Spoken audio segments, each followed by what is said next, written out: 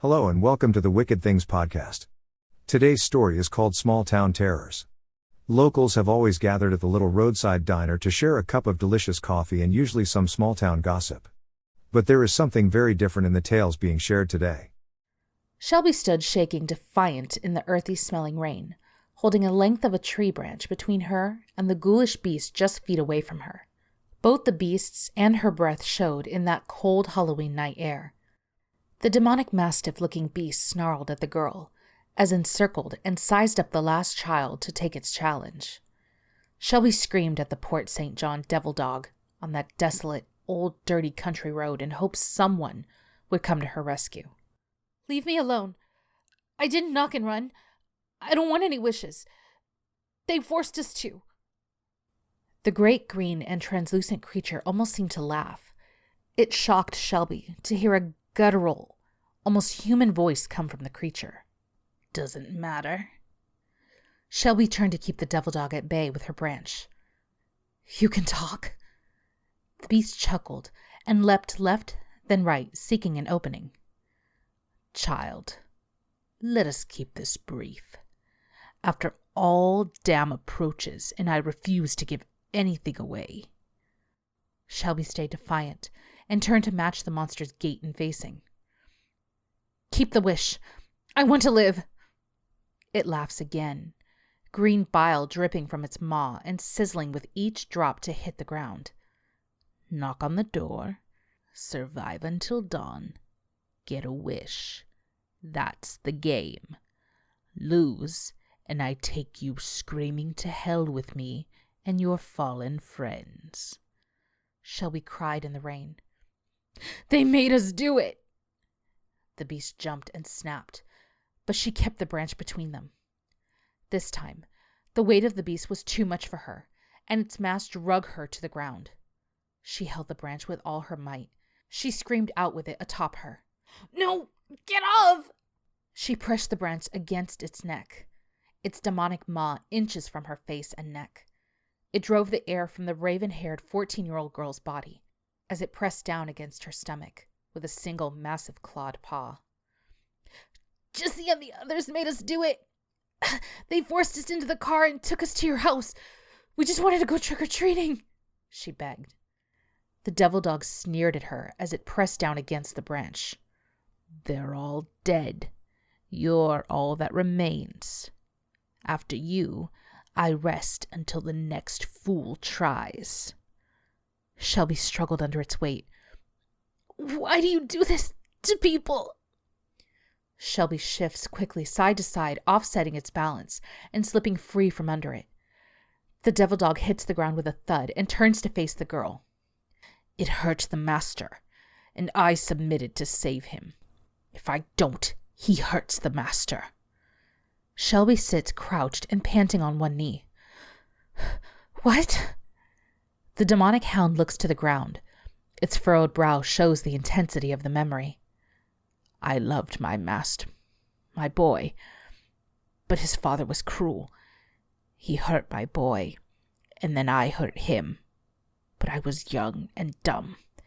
He took my life instead of the master's that day." Shelby's lower jaw quivers as sorrow for the monster grew.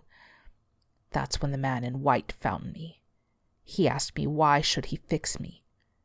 I said to protect my boy." "Then what?"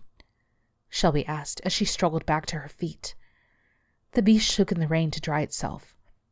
"He fixed me and said if I do as I'm told, he will let me live and protect my boy." Shelby nods in understanding. "So all year long you live as a ghost dog with your dead boy?" The beast nods and continues. "But should anyone knock 3 times on the old house door, I have to kill them." "Why?" Shelby demands. "If I fail, the man in white takes my boy. I will not let that happen." Its massive head levels at Shelby.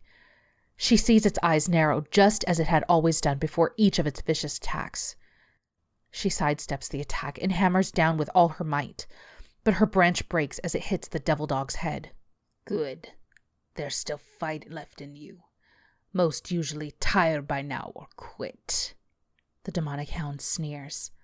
Shelby smiles. There's plenty of fight left in me. She throws the broken half of her branch at the beast and runs as it flinches from the branch's impact. And not more than a few minutes till dawn. It glares at the girl as she flees south along Curtis Boulevard towards Faye. The hellish hound bolts after the girl at full speed. Shelby can hear the heavy beast's large paws and waits until there is no sound. She then feints left and leaps right. The beast misses. It pounces and slams hard against the ground. She never stopped her flight from the beast. It only takes seconds as the beast reclaims the distance between them. It bites the girl, who again barely dodges the attack. She can see the lights from the railroad tracks near the intersection of Faye Boulevard and Curtis Boulevard, and it gives her renewed hope of survival. Shelby pushes herself to stay just beyond the beast's next attacks. She smiles, seeing the sun-morning rays rising off the Indian River Lagoon. The beast fakes its next attack and trips Shelby. She lands hard and exhales loudly on impact. She tries to get back on her feet, but hope escapes without her, as the beast's massive paw slams her back to the ground. Shelby cries, "No, please!" She feels the demon's maw at the back of her throat. "Do not fear, child, as with your death. It allows my boy and me to stay together for one more year." Shelby cries and cries out, "Someone please help me!" Shelby felt the pressure build in her neck, but then she heard the snapping and crunching of the vertebrae in her neck. She felt her limbs and body go limp, but was very much still alive. She tried to scream, but no sound was uttered. She could feel the beast's talons rending her abdomen. She knew it had laid her body open, but could do nothing. The pain was intense as the beast took mouthful after mouthful of her insides and shook them free from their fleshy tethers. She could feel her organs slowly sliding down the monster's throat. The creature shook her whole body. Again, she felt her body land hard. Again, this time on her face.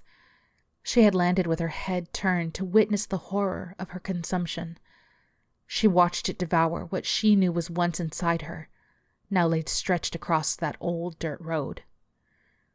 Shelby's anger turned to sadness as she thought of all the promises broken and the family she would leave behind. The worst part of her death was the thought no one would find her, and her family would live out their days not knowing what had happened to her or her friends that night. As the last breath rose into the cold, rainy night air, Shelby watched as a wall of ghostly children walked from the woods, where each had fallen previously, and welcomed her into the realm of the lost but never forgotten. As the sun rose that next day, families sat broken at the knowledge their children never returned from the previous night's trick-or-treating. There is one thing that everyone knows. Never knock 3 times on the door to that old house on Mayflower Street on Halloween night, as you will summon the devil dog of Port St. John. Then you must run. Run for your life. That's it for today. Come back later for the next episode of Small Town Terrors or to check out one of our other tales. Until then, this is the Wicked Things Podcast signing off.